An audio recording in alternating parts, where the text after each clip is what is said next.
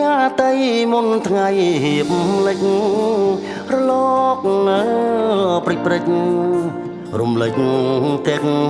សភាពចាន់ចង់បដូរវេនថ្ងៃសែនទន្ទាបចង់កោះស្រងព្រៀបដោយសួនបផាកោះសែនមនោរំដែលខ្ញុំអាឡ័យកងអុក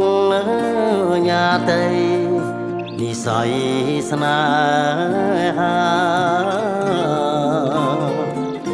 កោះអើយកោះអ្នកស្រស់ម្លេះណា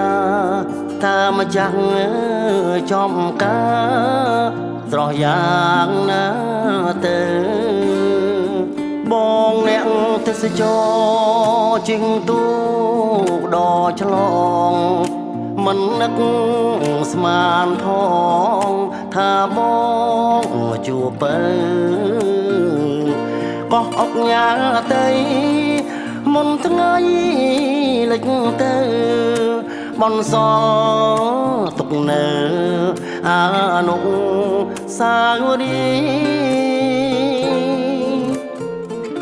មកដល់ភ្នំពេញទុនទិញនឹកកោះបងនឹកសំផស្សសម្រស់ឆវីជួបគ្នាដំបងបេងដូងទាំងពីរមិនបានដល់ទីបំផុតនៃស្នេហ៍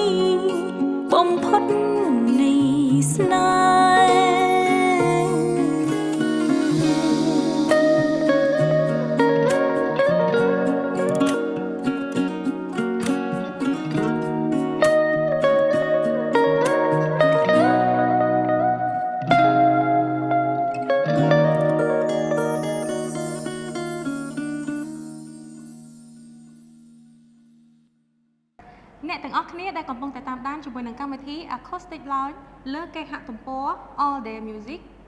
សូមចុចលើពាក្យ Subscribe និង Like ដើម្បីទទួលបានមាតិកាថ្មីៗបន្តទៀត